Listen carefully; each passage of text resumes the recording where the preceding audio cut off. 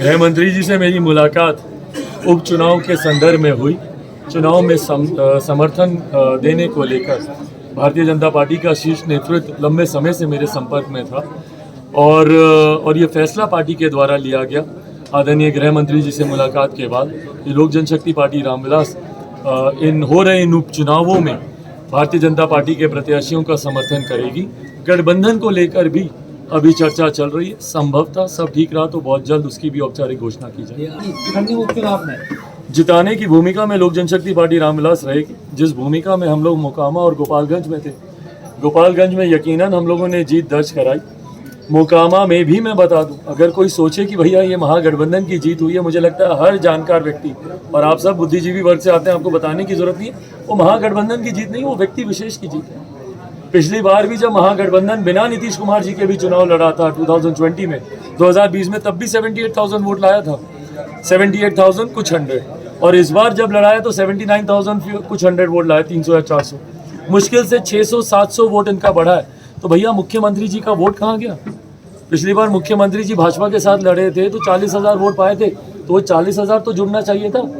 भाई नहीं जुड़ता, 4,000 जुड़ता, 5,000 जुड़ता, आपका वोट तो जुड़ता उसमें। कहाँ गया मुख्यमंत्री जी का वोट? नहीं है विधानसभा की भी तैयारी। मैं ये मान कर चलता हूँ कि बिहार में जल्द मध्यवर्ती चुनाव होंगे। संभवतः लोकसभा विधानसभा के चुनाव एक साथ होंगे। मैं नहीं मानता कि तय समय पर 2025 में बिहार विधानसभा का चुनाव होगा, उससे बहुत पहले।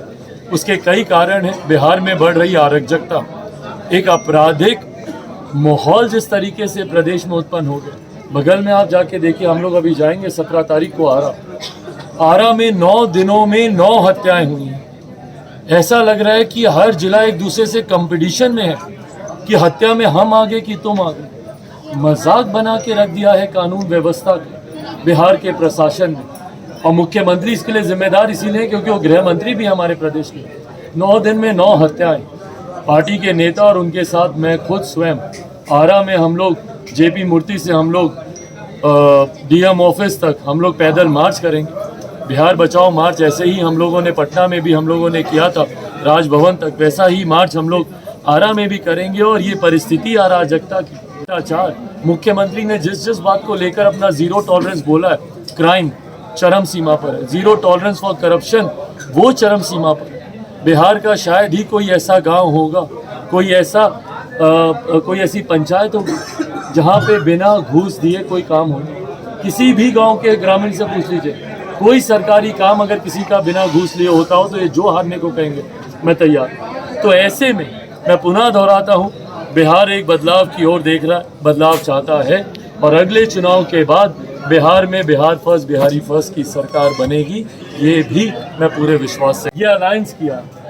मैंने मन से भी ये कहा था, ये अलायंस कोई बिहार की जनता के हित में किया गया अलायंस नहीं है ना। ये तो भैया इसलिए किया है क्योंकि मुख्यमंत्री को डर था कि भारतीय जनता पार्टी संभवतः उनका मुख्यमंत्री पद ले सकती है, अपने किसी नेता को मुख्यमंत्री बना सकती है। इस डर से वो उस तरफ गए, और दूसरी तरफ राजद को डर था कि भैया बहुत समय से हम लोग सत्ता से बाहर हैं, ये मौका है हम लोग सत्ता में आ जाए। आज वही 2 लोग एक दूसरे के सामने आए जिन्होंने पानी पी पी कर एक दूसरे को कोसा। विश्वसनीयता पे सवाल खड़े हो, क्रेडिबिलिटी क्वेश्चन में आती है ऐसे दल और ऐसे दल के नेताओं की। मुख्यमंत्री जी जब बार बार कहते थे जंगल राज, भाई किसने ये शब्द दिया? इन्होंने ही तो दिया। यही बोलते थे महागठबंधन राष्ट्रीय जनता दल को कि भाई जंगल राज है। हम लोग जब पूछते थे कि भाई बिहार के विकास में आप क्या किए हैं, तो छूटते जवाब मिलता था कि जाओ जाके पूछो अपने बाप दादा से 15 साल पहले का बिहार कैसा था। साल पहले के बिहार से तो आपने गठबंधन कर लिया, और यही राष्ट्रीय जनता दल है जो नो एंट्री का बोर्ड लगाते थे। इनके नेता बोलते थे एफिडेविट लिखवा लीजिए, हम नहीं जाएंगे, अगर हम जाएंगे तो हम भी पलटू कहलाएंगे, पर आज तो आप भी चले गए भाई।